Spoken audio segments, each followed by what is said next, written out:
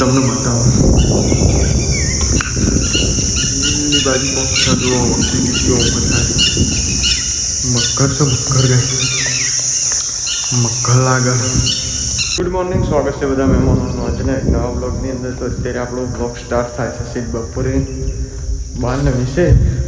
કેમ કે આપણે ડાયરેક્ટ પાણી પીવા લઈને ગાયમ ફેર્યા છીએ અને આપણો સવારનો એક જ કટ લીધો નહોતો. કટ લેવાનો મેળ પણ નહોતો આવ્યો કેમ કે ગાયો પી નથી રહેતી એટલે આપણો કટ લીધો નહોતો. એટલે અત્યારે ડાયરેક્ટ આપણે લઈને તલાવમાં પાણી પીવા માટે હેડ્યા છીએ અને ગાયો બધી ચીરચીર આવી જાય છે. જોઈ લો, ડાયરેક્ટ પાણી પીવડાવવા જવાનું છે બધી લઈ.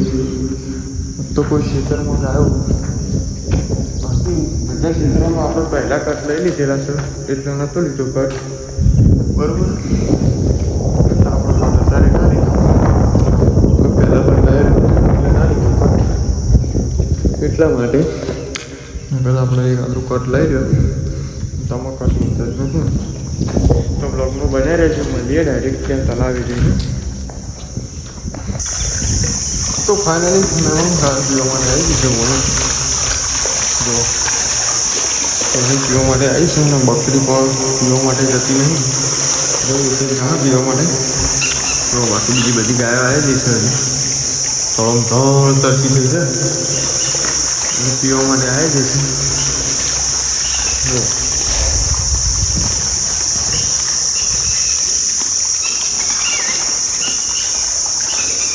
પાણી પીવું છું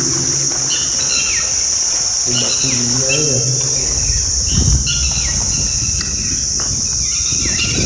પેલી બાજુ બોક્સ હું તમને બતાવું. પેલી બાજુ બોક્સ જોવા વખતે કેવો થાય મકર તો મકર ગઈ મકર લાગે.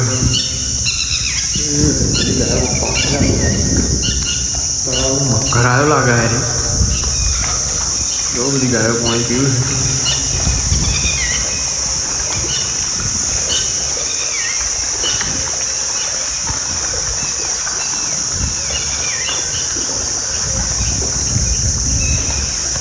ગાય કે મકર ખાઈ જાય બસ જવાનું.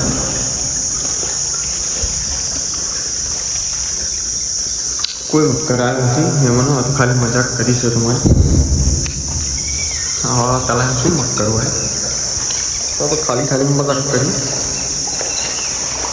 આવા રેન્યાનો રહેલો મકર કરી ક્યાં તારું ફોન પીવો ગાય બધી પીવે પહોંચી જાય રહેડમાં વચી જવાની. જો પાણી પી અને ફાઇનલી પાછી પડી જશે ગાય, બરોબર. જો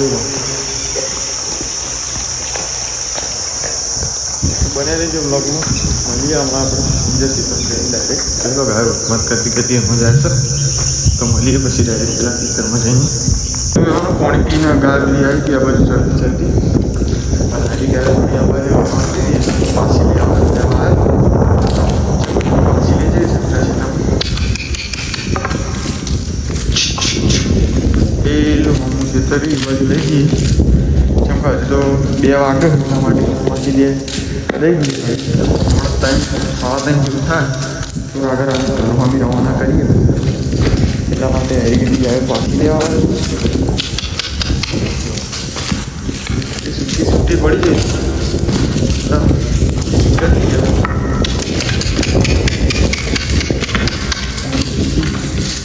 આમ જઈશું એટલે આવે વાતરીને પાછી બીજી તમને બતાવું એ બાજુ બરાબર. તો પાછી લાવે છું હજી ગયા આમ પડી ગઈ. જો તોડી ગયા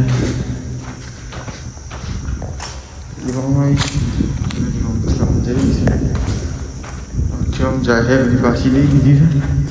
હું થઈને આમ જાઉં ગાયો દેતો બરાબર. જોયેલા બધી ગાયો આવવાની જ છે અત્યારે હાલ તો તો વ્લોગમાં બની રહેજો બરાબર. મળીએ પછી મોડા બીજા ખેતરમાં જઈને પછી બરાબર. અત્યારે તો બધી ગાયો આ બધું છે.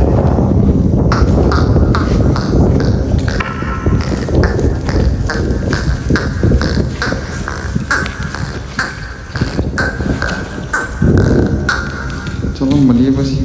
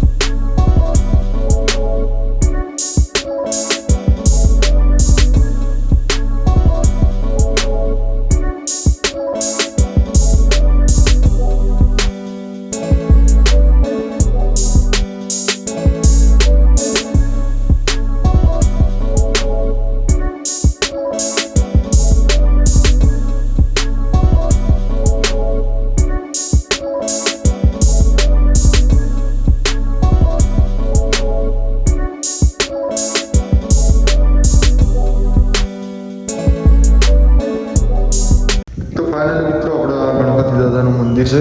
એકાંથી બધી ગાયો આ બાજુ કાઢી શકશો. આ બાજુ બધી ગાયો ચરતી આવી છે. આમાં રોડે આવી અને આ બાજુ પેલા હમણાં બાવળીયા રે એ બાજુ પોકડીએ ફરવા માટે ગયા. આપણે મોકલી સમય તળાવ જેવું છે એમાં. અને આ રોડ જોઈ લો બની ગયો નવો ટાંચો બરાબર. અને આપણી ગાયો આ બાજુ બધી મેં આવી જાય છે. ઊંઘી બાજી હતી એ બધી પેલા આપણે ખેતરમાં આવ્યા હતા. મોડી કટ લીધું અત્યારે અમે આવ્યા છીએ. બધી ગાયો આવી જશે. આટલે એમાં જવાનું છો પેલા બાવળીઓ વાળી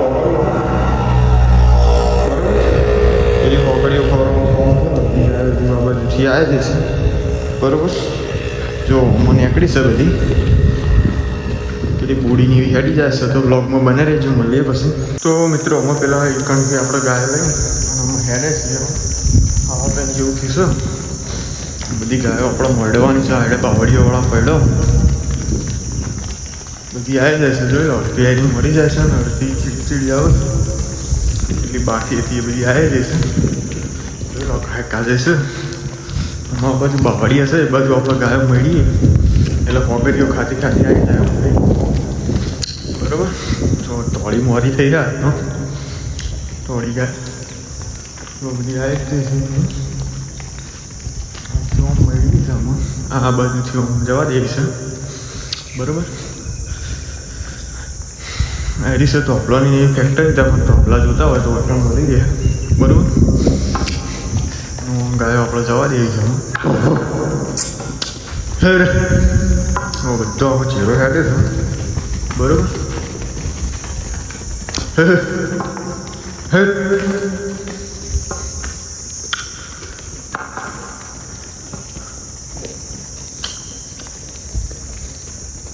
ચલો મિત્રો આજના બ્લોગમાં બસ આટલું.